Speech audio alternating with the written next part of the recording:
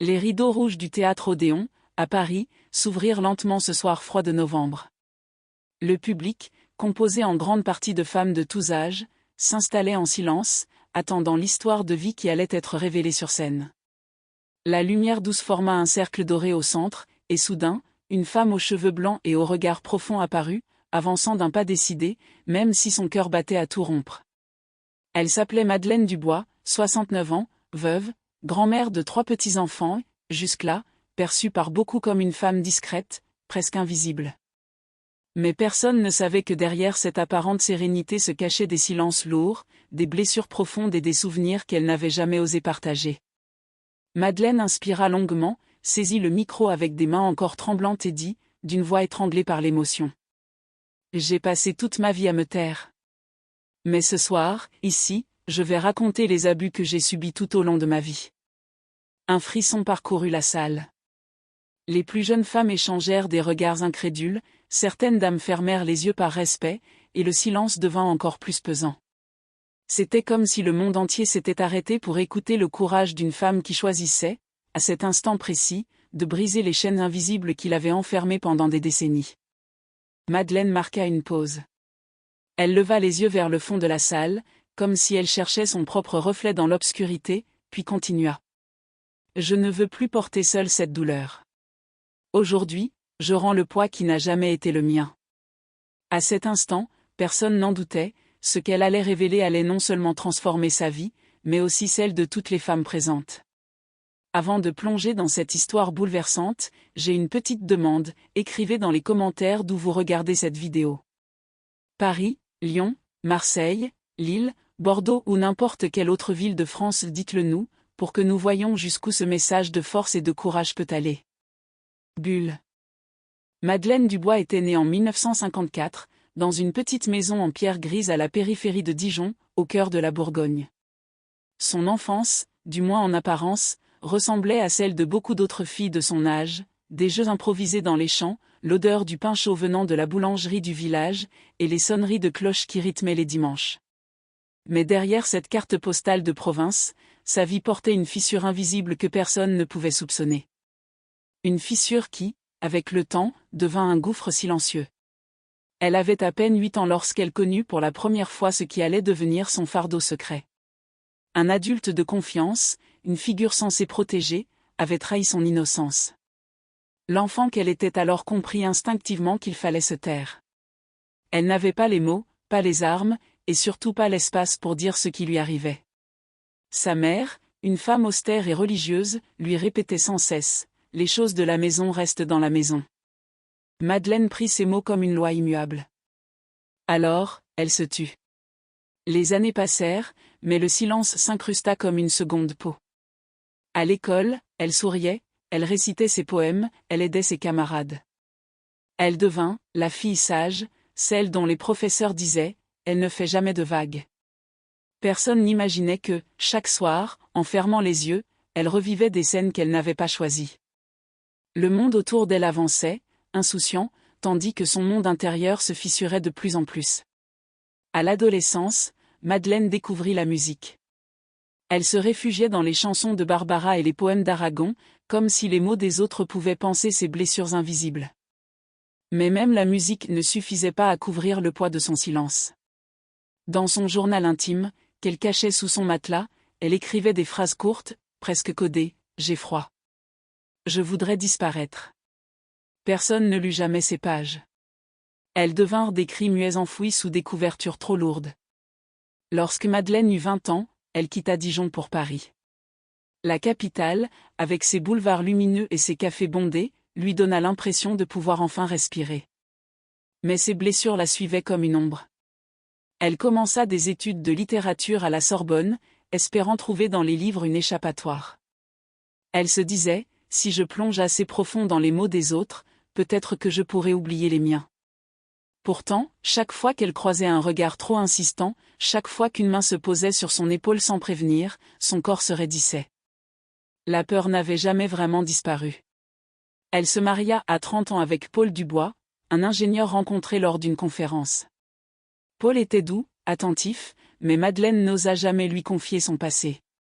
Comment aurait-il pu comprendre ? Elle préféra construire un rôle, celui d'une épouse aimante, d'une mère protectrice, d'une femme qui avait tout pour être heureuse. À l'extérieur, leur vie semblait harmonieuse. Mais à l'intérieur, Madeleine continuait à se battre contre des démons invisibles. Chaque nuit, elle se réveillait en sursaut, couverte de sueur, le souffle court. Paul, habitué, croyait à des cauchemars ordinaires. Elle lui répondait toujours « Ce n'est rien, rendors-toi ». Mais ce n'était jamais « rien ». C'était tout. C'était une enfance volée, une adolescence enchaînée, une vie construite sur le silence. Les décennies passèrent. Madeleine vit ses enfants grandir, partir de la maison, construire leur propre famille. Elle devint grand-mère, rôle qu'elle chérissait plus que tout. Pourtant, au fond d'elle, un vide persistant la rongeait. Elle se surprenait souvent à regarder ses petites filles et à se dire « Si jamais elles vivaient ce que j'ai vécu, elles auraient le droit de parler. Elles, je les écouterais. » Ces pensées la hantaient, mais elles étaient aussi le germe d'une révolte encore silencieuse. Puis arriva la soixantaine. Le deuil frappa, Paul mourut d'un cancer foudroyant. Madeleine, désormais seule dans son appartement du 11 arrondissement de Paris, se retrouva face à elle-même. Plus de rôle à jouer. Plus d'époux pour lui tenir compagnie dans ses insomnies. Seulement le silence. Et dans ce silence, les souvenirs qu'elle avait enterrés ressurgirent avec une violence insupportable. Elle passa des nuits entières à errer dans son salon, un vieux châle sur les épaules, regardant par la fenêtre les lumières de la ville qui ne dormait jamais.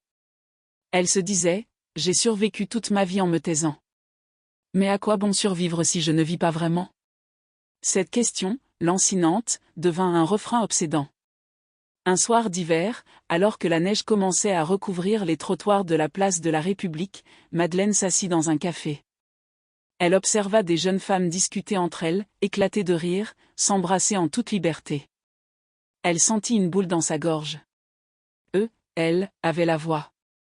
Elle, non. Et ce contraste lui parut soudain insupportable. C'est là, devant une tasse de chocolat chaud à moitié vide, qu'elle comprit pour la première fois que son silence n'était pas une protection. C'était une prison. Et que si elle voulait goûter à la liberté avant de quitter ce monde, elle devait briser ses barreaux invisibles. Cette nuit-là, en rentrant chez elle, elle ouvrit à nouveau son vieux journal intime. Mais cette fois, au lieu d'écrire des phrases codées, elle écrivit en lettres majuscules. « Il est temps de parler. » Ce fut la première fissure dans le mur du silence. Une fissure minuscule, mais suffisante pour laisser entrer un rayon de lumière. Madeleine Dubois avait enfin tracé ces mots, « Il est temps de parler. » Pourtant, écrire n'était pas encore parler. Les lettres restaient prisonnières du papier, muettes face au monde extérieur. Le journal intime devenait son confident silencieux, mais ce n'était pas suffisant. En réalité, plus elle relisait cette phrase, plus elle sentait le gouffre qu'elle avait porté en elle pendant presque 7 décennies. Les jours suivants, elle se surprit à marcher longuement dans les rues de Paris, sans but précis. Le froid mordant de l'hiver lui brûlait les joues, mais elle continuait, comme si l'usure de ses pas pouvait apaiser l'usure de son âme.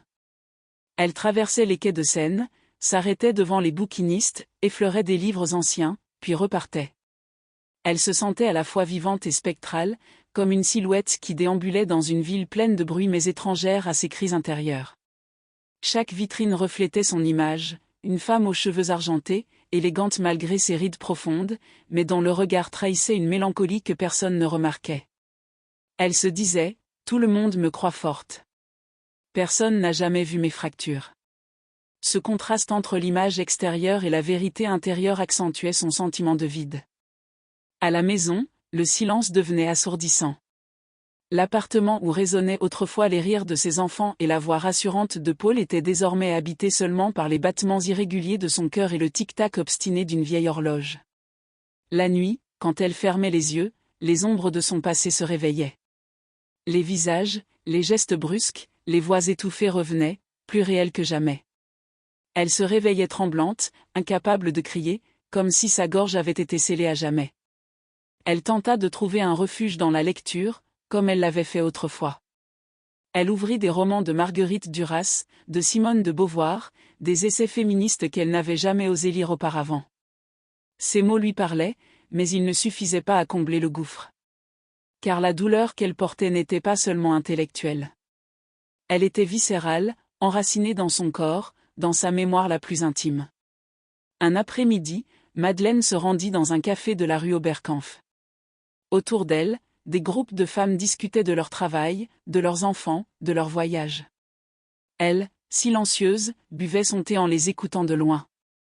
Et soudain, une pensée brutale la frappa. Moi aussi, j'aurais pu être comme elle, légère, insouciante. Mais on m'a volé cette part de vie.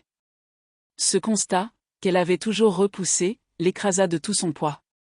Elle sentit les larmes monter, mais elle les ravala aussitôt, fidèle à son réflexe d'enfant, ne jamais montrer.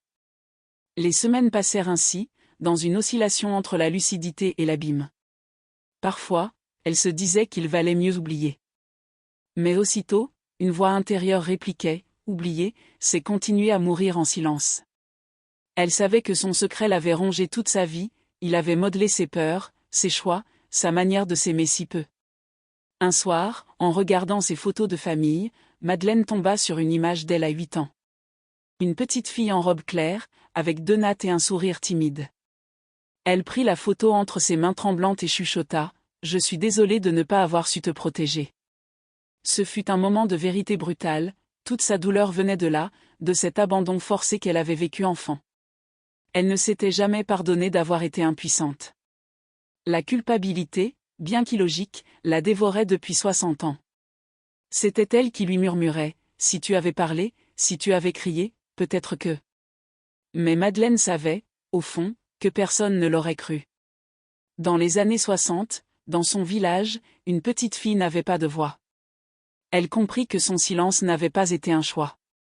C'était une survie. Et pourtant, ce silence l'avait transformée en prisonnière à vie. Ce vide se manifestait aussi dans son corps. Elle souffrait de douleurs chroniques, de migraines récurrentes, de crises d'angoisse inexplicables. Les médecins parlaient de stress, de vieillesse. Mais Madeleine savait. C'était son passé qui se logeait dans ses muscles, dans ses os, dans son souffle. Un jour, elle assista par hasard à une conférence sur les violences faites aux femmes, organisée dans une bibliothèque municipale. Elle s'assit au fond, discrète, et écouta une femme de son âge raconter son histoire. Pour la première fois, Madeleine entendit une voix qui ressemblait à la sienne. Elle sentit une chaleur étrange dans sa poitrine, de la reconnaissance, mais aussi de la peur. Et si elle a pu le dire, pourquoi pas moi, pensa-t-elle. Mais aussitôt, la honte ressurgit, et si on me jugeait? Et si on disait que c'était de ma faute? Ce soir-là, rentrée chez elle, elle alluma une bougie sur la table de la cuisine. Elle resta longtemps à fixer la flamme. Elle se dit que sa vie avait ressemblé à cette bougie, brûler doucement, éclairer les autres, mais fondre en silence. Elle comprit qu'elle était fatiguée de disparaître petit à petit. Et c'est là que l'idée germa véritablement. Un jour, elle ne se contenterait plus d'écrire. Elle parlerait. Elle ne savait pas encore quand, ni comment, ni à qui. Mais elle sentait que le moment approchait. Le vide devenait trop grand, trop insupportable. Et seule la parole pourrait le combler. Ce fut le début d'un nouveau dilemme, comment passer du silence à la parole, comment transformer 60 ans de douleur muette en une vérité audible? Les jours s'écoulaient, lents et lourds, comme si le temps lui-même refusait d'avancer. Mais en elle, quelque chose changeait. Une fissure s'était ouverte dans le mur de son silence, et désormais, plus rien ne pouvait l'empêcher de s'élargir. Madeleine vivait un combat intérieur. Chaque matin, elle se réveillait avec le poids de son passé, mais chaque soir, une petite voix insistante revenait, « Tu dois parler ». Un après-midi, elle décida de se rendre à la bibliothèque de son quartier. Elle erra dans les rayons, effleurant les couvertures, jusqu'à tomber sur un livre au titre simple mais percutant, « Libérer la parole ». C'était un recueil de témoignages de femmes ayant subi des violences dans leur enfance. Elle l'ouvrit, et dès les premières lignes, ses mains se mirent à trembler. Elle lut l'histoire d'une femme de 72 ans, qui avait attendu toute sa vie pour dire la vérité. Chaque mot résonnait en elle comme un miroir. C'était comme si ces pages avaient été écrites pour elle. Assise entre 2 étagères, le livre serré contre sa poitrine, Madeleine éclata en sanglots silencieux. Pour la première fois, elle ne se sentait plus seule. Elle comprit qu'il existait d'autres femmes qui portaient le même fardeau, d'autres âmes qui avaient survécu au même silence. Cette reconnaissance fut un choc. Et dans ce choc, naquit une première étincelle de force. Quelques jours plus tard, sa fille cadette, Claire, vint lui rendre visite. Elles partagèrent un déjeuner simple dans la cuisine, une soupe de légumes, un morceau de pain, un verre de vin. Claire, qui connaissait bien la mélancolie de sa mère, finit par lui demander. « Maman, est-ce que ça va ? Tu sembles ailleurs, depuis quelque temps. » Madeleine resta silencieuse un moment. Son cœur battait vite. Elle sentit que les mots voulaient sortir, mais sa gorge se bloqua. Alors, elle détourna la conversation vers des banalités. Pourtant, après le départ de sa fille, elle resta longtemps assise devant son assiette vide, en larmes. Elle savait que, bientôt, elle ne pourrait plus fuir. Le véritable déclic arriva quelques semaines plus tard, presque par hasard. Une amie de longue date l'invita à une réunion associative dans une petite salle de la mairie du 11 arrondissement. Le thème de la soirée, briser le silence. Madeleine hésita. Son instinct premier fut de refuser, trop douloureux, trop dangereux. Mais une force mystérieuse la poussa à accepter. La salle était modeste, éclairée par des néons fatigués. Une trentaine de femmes étaient assises en cercle, certaines jeunes, d'autres âgées. Chacune avait le regard chargé d'histoires non dites. Une animatrice prit la parole, puis invita celles qui le souhaitaient à partager leur expérience. Au début, Madeleine resta figée. Mais lorsqu'une femme d'environ son âge raconta avec une voix tremblante les abus subis dans son enfance, elle sentit son corps tout entier se contracter. Chaque mot résonnait comme un écho de sa propre vie. Son cœur s'accéléra, ses mains devinrent moites. Elle voulait parler, mais la peur l'enchaînait encore.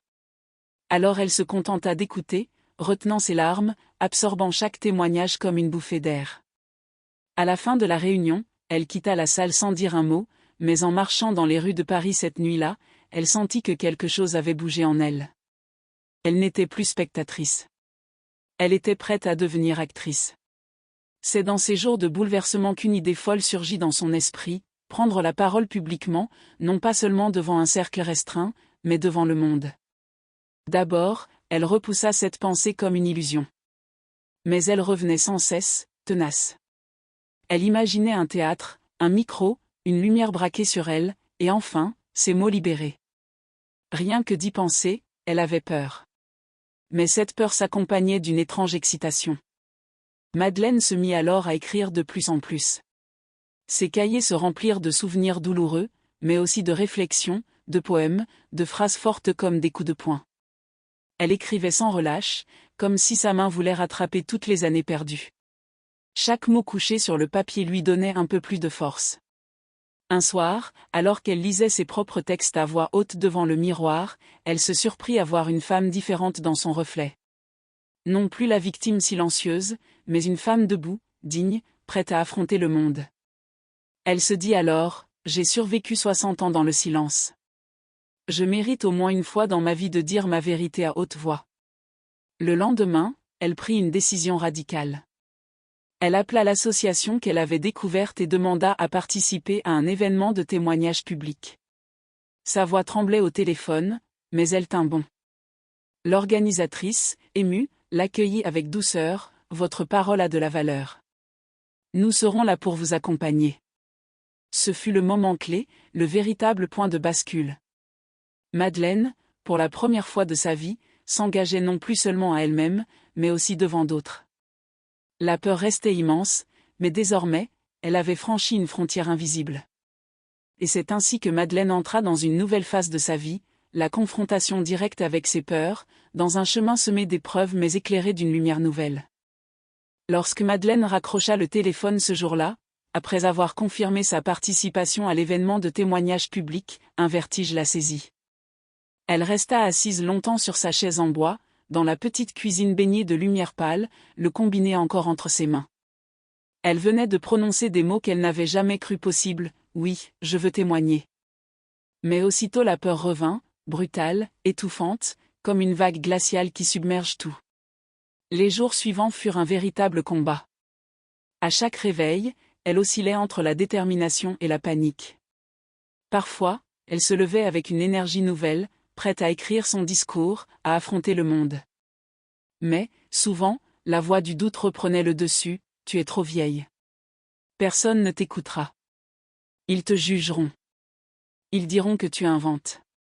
Ces murmures intérieurs, hérités de décennies de silence, étaient ses pires ennemis. Elle commença à écrire et réécrire son texte des dizaines de fois. Chaque phrase lui coûtait une bataille. Les souvenirs remontaient comme des éclats de verre, le visage de son agresseur, les nuits d'angoisse, la honte d'enfant, les regards détournés des adultes qui n'avaient rien vu. Parfois, elle jetait ses feuilles à la poubelle, en larmes, incapable de continuer. Puis, quelques heures plus tard, elle les reprenait, l'esprit en feu, comme si son corps refusait de renoncer. En parallèle, elle dut affronter le monde extérieur. Un soir, au téléphone, elle tenta d'aborder timidement le sujet avec sa fille aînée, Hélène. Elle lui confia qu'elle participerait à une rencontre pour parler de son passé. Hélène, surprise, demanda des explications. Madeleine hésita, puis évoqua à demi-mot des choses difficiles vécues dans l'enfance. Le silence au bout du fil fut lourd, pesant. Finalement, sa fille répondit. « Mais maman, à ton âge, est-ce que ça vaut vraiment la peine de remuer tout ça ?» Ces mots frappèrent Madeleine comme une gifle. Elle sentit son cœur se serrer. Sa propre fille ne comprenait pas. Elle tenta de garder sa voix calme, mais au fond, elle était bouleversée. Après l'appel, elle s'effondra en sanglots. L'incompréhension des siens était une douleur aussi vive que ses souvenirs. Pourtant, cette réaction ne fit que renforcer son envie de parler. Elle se dit, si même mes enfants ne comprennent pas, alors c'est encore plus nécessaire. Dans les jours qui suivirent, elle se rendit régulièrement dans l'association. Là, elle rencontra d'autres femmes qui préparaient elles aussi leur témoignage. Certaines avaient 20 ans, d'autres 70. Dans ce cercle, Madeleine trouva pour la première fois un espace où elle n'avait pas besoin de se cacher. Les autres la regardaient avec respect, sans jugement. Elle découvrit que la force collective pouvait soutenir sa fragilité individuelle. Pourtant, chaque fois qu'elle devait répéter son discours devant le groupe, son corps se rebellait. Sa gorge se serrait, ses mains tremblaient, ses jambes semblaient prêtes à céder. Elle ressentait physiquement la peur, comme une chaîne invisible qui la tirait en arrière. L'animatrice la regardait avec douceur et lui répétait. « Vous n'avez pas besoin d'être parfaite. Vous avez seulement besoin d'être vraie. » Cette phrase resta gravée en elle. Être vraie. Voilà ce qu'elle n'avait jamais pu être, durant 60 ans. Mais la lutte n'était pas seulement intérieure. À mesure que l'événement approchait, Madeleine sentit le poids du monde extérieur peser davantage. Une vieille voisine, à qui elle avait confié ses préparatifs, lui dit d'un ton sceptique. « Tu crois vraiment que ça changera quelque chose ? À ton âge, mieux vaut oublier. » Ces phrases, ces regards incrédules, ces doutes extérieurs, Madeleine les recevait comme autant de flèches. Mais au lieu de la battre, ils alimentaient peu à peu sa révolte. Elle se disait, voilà pourquoi il faut parler. Parce qu'on nous dit toujours de nous taire. La nuit précédant la rencontre, Madeleine dormit à peine. Elle passa des heures assise dans son fauteuil, son texte sur les genoux. Elle le relut encore et encore, jusqu'à ce que les mots se gravent dans sa mémoire. Elle se leva parfois pour marcher dans son salon, murmurant des phrases à voix basse. À chaque répétition, sa voix gagnait un peu plus de fermeté. Mais à l'aube, la peur revint, violente. Devant son miroir, elle observa son visage marqué par les années. Elle pensa, qui voudra écouter une vieille femme brisée ? Des larmes coulèrent sur ses joues. Elle faillit renoncer. Elle imagina appeler l'association pour annuler. Puis, quelque chose changea. Elle posa ses yeux sur une photo encadrée, posée sur la commode, ses petites filles jouant dans un parc. Elle se dit, si je me tais encore, je trahis toutes celles qui viendront après moi. Cette pensée, simple mais foudroyante, la remit debout. Quand le soir arriva, Madeleine prit le métro, direction la salle de l'événement. Le trajet lui parut interminable. Chaque station franchie était comme une étape vers l'inconnu. Dans la rame, elle tenait son sac contre elle, son texte soigneusement plié à l'intérieur. Ses mains moites ne cessaient de le serrer. Devant la salle, elle hésita. Le froid mordant, le brouhaha de la rue, les passants pressés, tout semblait lui dire de rentrer chez elle. Mais au fond, une autre voix, plus forte que la peur, chuchotait, « Tu es arrivé trop loin pour reculer. » Alors, elle franchit les portes. La salle était déjà pleine. Des femmes, des hommes, des jeunes, des vieux.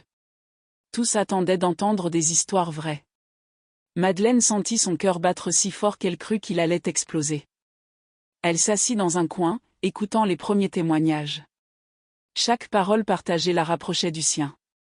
Et lorsqu'on prononça son nom, Madeleine Dubois, elle se leva, ses jambes tremblantes, mais son regard déterminé. Elle s'avança vers le micro, la gorge serrée. Tout son corps criait de fuir, mais une force invisible la maintenait debout. Ce fut là le sommet de sa lutte, entre la peur qui voulait l'engloutir et le courage qui naissait enfin en elle.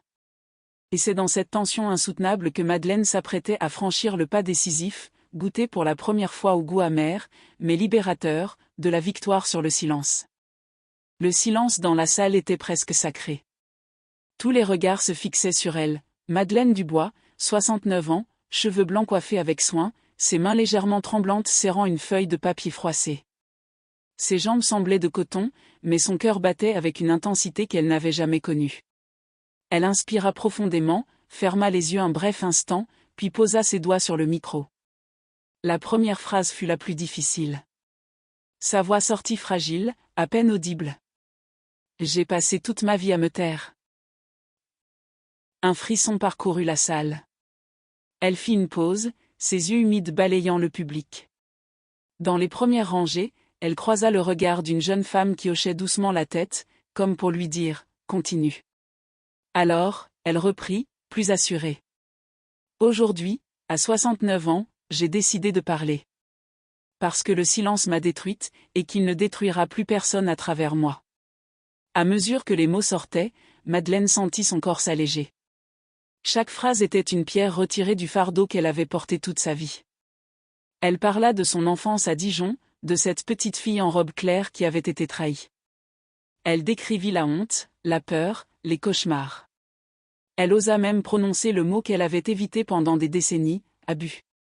La salle resta immobile, suspendue à ses paroles. Certains visages étaient bouleversés, d'autres baignés de larmes silencieuses.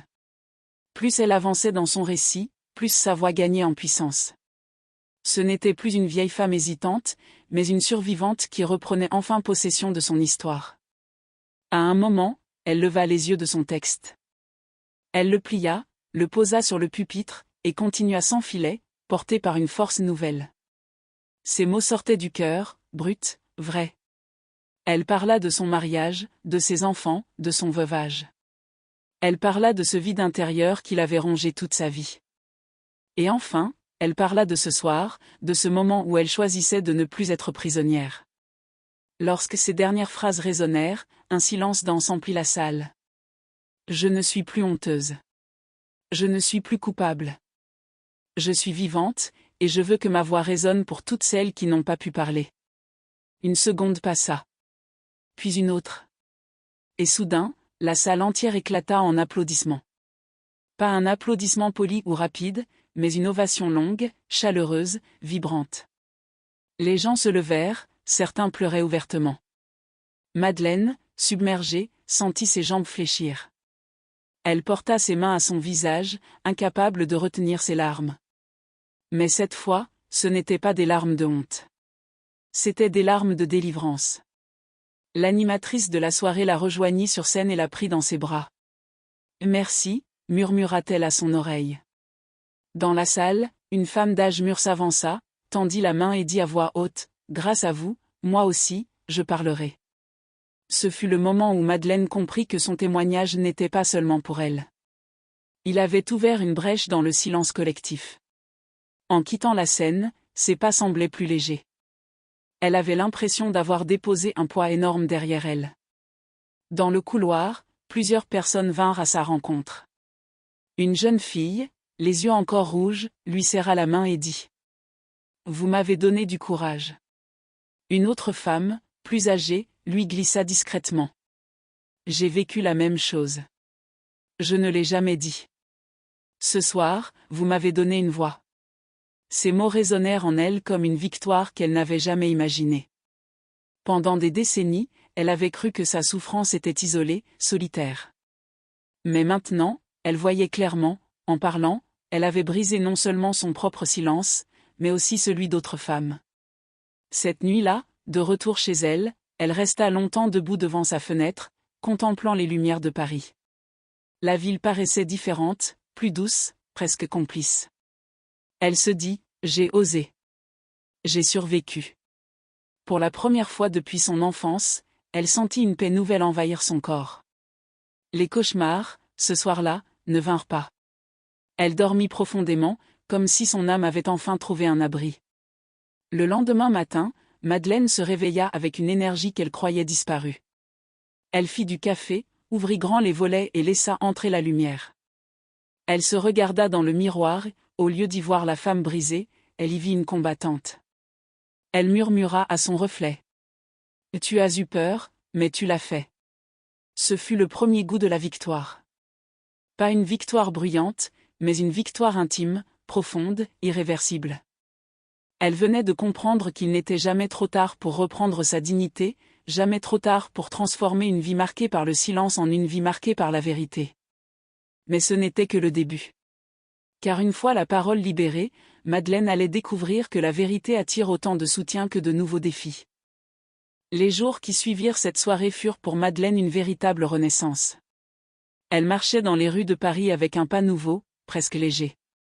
Les passants la croisaient sans rien deviner de la révolution intérieure qu'elle avait vécue, mais elle le savait, elle n'était plus la même femme. Son silence avait été brisé, et désormais, chaque respiration, chaque sourire, chaque mot prononcé portait une saveur de liberté. Très vite, l'association qui avait organisé la rencontre la contacta à nouveau. Son témoignage avait bouleversé plus d'une personne. On lui proposa de participer à d'autres événements, cette fois dans des écoles, des bibliothèques, des maisons de quartier. Madeleine hésita d'abord. Elle n'avait jamais aimé se mettre en avant. Mais une conviction s'imposa, si ma parole a aidé ne serait-ce qu'une seule personne, alors je dois continuer. Sa première intervention publique hors de Paris eut lieu à Lyon, dans une salle municipale pleine de jeunes étudiantes. Madeleine se souvient encore de l'émotion qui l'envahit lorsqu'elle vit ces visages attentifs, ces regards qui attendaient ces mots comme on attend une vérité essentielle. Elle parla avec sincérité, sans chercher à embellir ni à minimiser. Et à la fin, une étudiante l'aborda en larmes. « Madame, je n'ai jamais osé dire ce que j'ai vécu. Mais grâce à vous, je vais chercher de l'aide. » Ces paroles frappèrent Madeleine en plein cœur. Elle comprit alors que son témoignage n'était pas seulement une libération personnelle. Il devenait un outil, une arme contre l'injustice du silence. Elle, la femme qui s'était tue pendant 60 ans, devenait maintenant une voix pour celles qui n'en avaient pas encore. Peu à peu, Madeleine fut invitée à des conférences, à des tables rondes, à des émissions locales. Sa voix, fragile au début, gagnait en assurance. Elle découvrait une force insoupçonnée, celle de transformer sa douleur en moteur de changement. Chaque fois qu'elle montait sur scène, elle avait peur. Mais cette peur se métamorphosait en énergie. Elle ne parlait plus seulement pour elle, mais pour toutes. Un jour, une journaliste parisienne vint la rencontrer. Séduite par son parcours, elle proposa d'écrire un article sur elle. Madeleine accepta, non sans crainte. L'article parut dans un grand quotidien, avec sa photo en noir et blanc, son regard franc et déterminé. Le titre était simple, à 69 ans, elle brise enfin le silence. Les réactions furent immenses. Madeleine reçut des lettres, des messages, des appels. Certaines femmes lui racontaient leur propre histoire, d'autres la remerciaient simplement d'avoir osé. Des hommes aussi, parfois, exprimaient leur soutien et leur admiration. Elle comprit que son courage avait une portée qu'elle n'avait jamais imaginée. Pourtant, cette visibilité apportait aussi son lot de difficultés.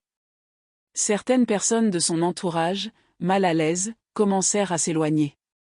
Une cousine lui écrivit « Tu exagères, Madeleine. Pourquoi ressasser le passé ?» Ces remarques blessantes réveillaient parfois ses vieux doutes. Mais désormais, elle avait appris à y répondre intérieurement « Ce n'est pas moi qui ai créé ce passé. C'est moi qui refuse qu'il m'étouffe encore. » Son cercle intime se transforma. Ses filles, au début sceptiques, finirent par comprendre. Hélène, la plus réticente, vint un soir chez elle et lui dit en pleurant. « Pardon maman. Je n'avais pas mesuré ce que tu avais traversé. Tu es bien plus forte que je ne le croyais. » Madeleine la prit dans ses bras, émue, et sentit qu'un lien se réparait. Mais au-delà de la sphère familiale, Madeleine découvrit une nouvelle communauté, celle des survivantes.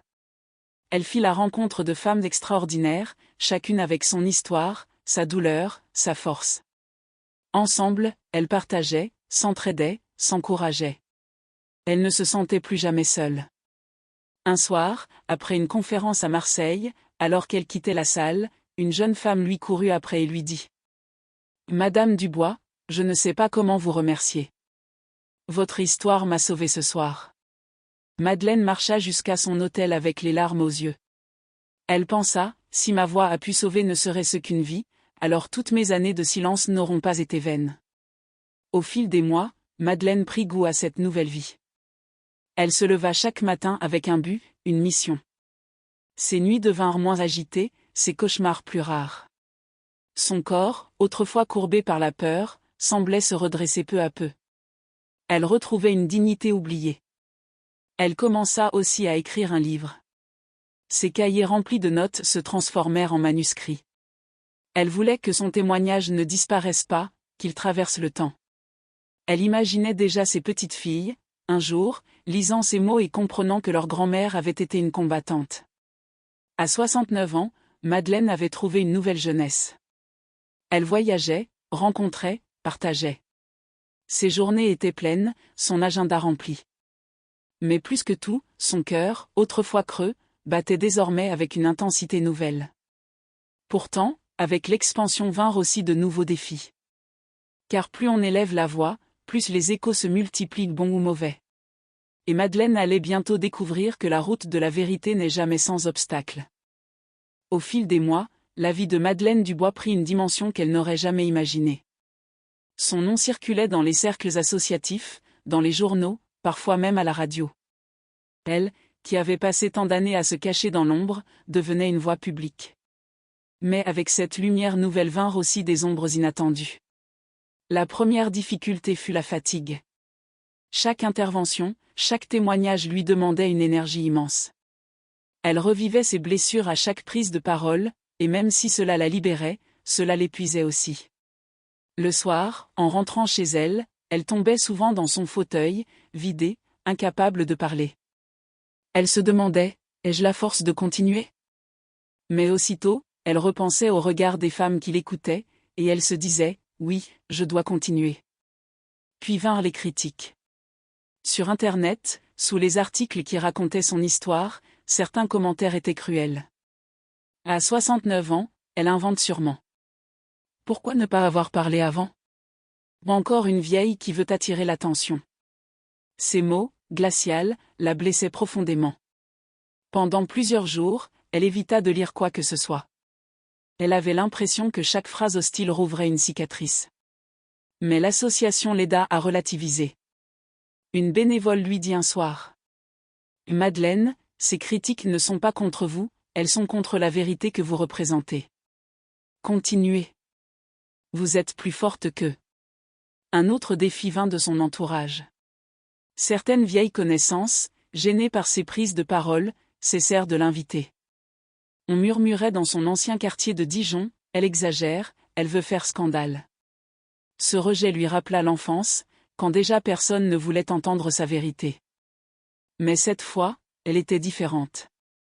Elle ne se laissa pas réduire au silence. Elle pensa, si ma voix dérange, c'est qu'elle est nécessaire. Même au sein de sa famille, les tensions persistaient. Sa fille Hélène, malgré ses excuses, avait du mal à accepter la visibilité croissante de sa mère. Un soir, lors d'un dîner, elle lui dit « Maman, tu ne crois pas que ça suffit ? Tu as parlé, tu as été entendue. Pourquoi continuer à t'exposer ainsi ?» Madeleine la regarda longuement et répondit calmement. « Parce que je ne parle plus seulement pour moi, Hélène.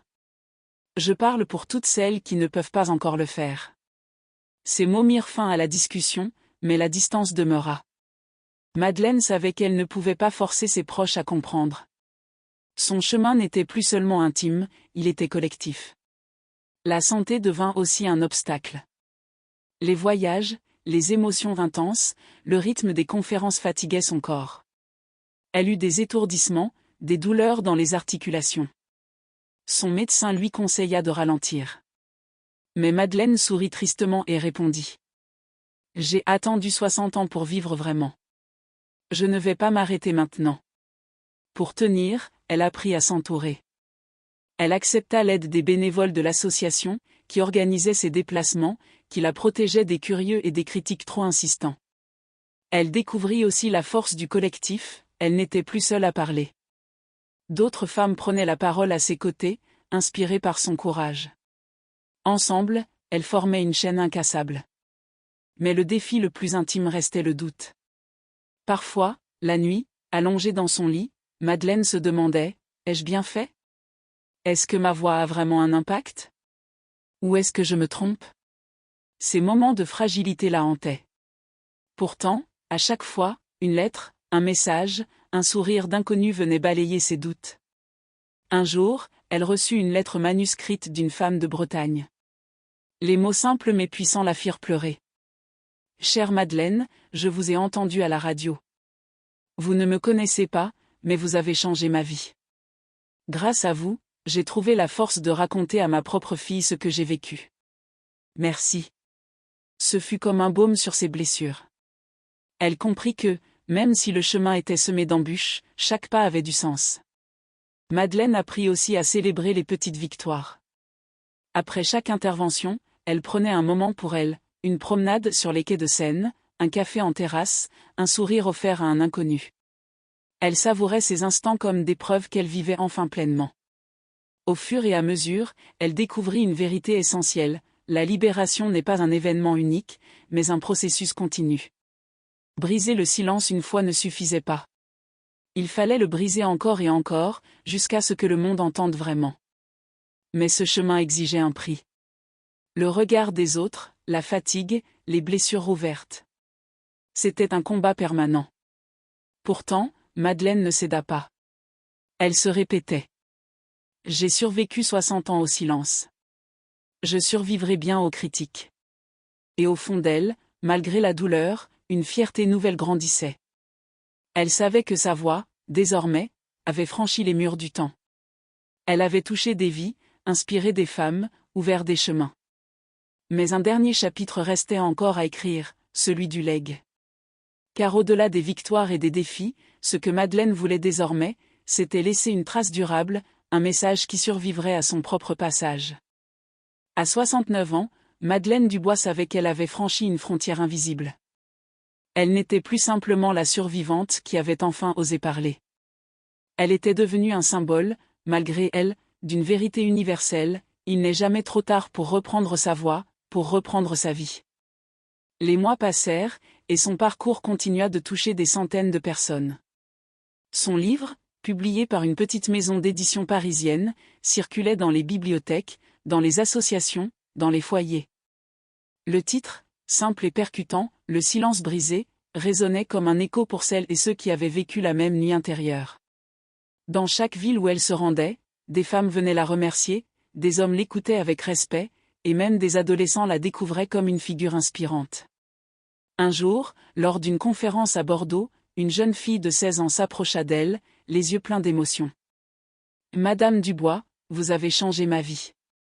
J'ai décidé de dire la vérité à mes parents. Vous m'avez donné le courage que je n'avais pas. » Madeleine serra la main de cette adolescente comme si elle serrait sa propre main d'enfant. Elle sentit une chaleur envahir son cœur. Ce fut dans ce geste qu'elle comprit vraiment, son histoire n'appartenait plus seulement au passé. Elle avait semé une graine dans l'avenir. Mais au-delà de son rôle public, Madeleine tenait aussi à laisser un héritage intime. Avec ses petites filles, elle parlait désormais librement de la force des femmes, de la dignité, de l'importance de dire « non ». Elle ne leur raconta pas tous les détails de son histoire, mais elle leur transmit une conviction, leur voix avait de la valeur, toujours. Elle leur répétait souvent. Ne laissez jamais personne vous faire croire que votre douleur doit rester cachée. Elle savait que ce message, transmis dans l'intimité familiale, serait aussi puissant que ses prises de parole en public. C'était une promesse silencieuse faite à elle-même, briser le cycle. Au fil du temps, Madeleine prit conscience que sa mission ne se limitait pas aux conférences. Elle participa à la création d'un programme éducatif destiné aux écoles, où son témoignage était diffusé sous forme de vidéos et de textes. Elle ne cherchait pas la gloire, mais elle voulait que chaque enfant de France sache qu'il avait le droit de parler, le droit d'être entendu. Ce fut là son véritable legs, transformer son silence en une arme contre le silence des autres. Un soir d'été, alors qu'elle se promenait sur les quais de Seine, Madeleine s'arrêta pour contempler le coucher du soleil. Le ciel était embrasé de teintes roses et dorées, et le fleuve reflétait cette lumière comme un miroir fragile. Elle pensa à la petite fille qu'elle avait été, celle qui n'avait jamais pu crier. Elle lui murmura intérieurement, « Tu vois, nous avons survécu. Et mieux encore, nous avons parlé. » Ses yeux se remplirent de larmes, mais cette fois, ce n'était pas de la tristesse. C'était de la gratitude. Gratitude pour la force qu'elle avait trouvée en elle, gratitude pour toutes ces femmes et ces hommes qui l'avaient soutenue, gratitude pour la vie qui, malgré ses cruautés, lui avait offert cette rédemption tardive. Elle savait que son chemin touchait à sa fin. Les années à venir seraient celles de la vieillesse, de la fragilité, peut-être de la dépendance. Mais elle n'avait plus peur. Car elle avait accompli ce qui comptait le plus, elle avait transformé son silence en lumière. Lors d'une dernière grande conférence, organisée à Paris dans un théâtre plein à craquer, elle conclut son intervention par ces mots. « Je ne vous dirai pas que c'est facile. Ce n'est jamais facile. Mais je vous promets que c'est possible. À tout âge, dans toutes circonstances, il est possible de reprendre sa voix. J'ai attendu 69 ans. Si je l'ai fait, vous le pouvez aussi. » La salle éclata en applaudissements, mais Madeleine n'entendait presque plus. Elle regardait le public avec un sourire apaisé. Elle savait que ce n'était pas seulement la fin d'un discours, mais l'aboutissement d'une vie. En sortant du théâtre ce soir-là, elle leva les yeux vers le ciel nocturne de Paris. Les étoiles scintillaient au-dessus d'elle. Elle se dit que son histoire faisait désormais partie de quelque chose de plus grand, une constellation de voix qui, ensemble, illuminaient l'obscurité. Le legs de Madeleine Dubois ne fut pas un monument, ni une fortune. Son legs fut une parole. Une parole qui avait mis 69 ans à naître, mais qui, une fois libérée, ne s'éteindrait jamais. Ainsi se clôt le chemin de Madeleine, une femme qui avait survécu dans le silence, mais qui avait choisi, au soir de sa vie, de transformer sa douleur en lumière pour les autres.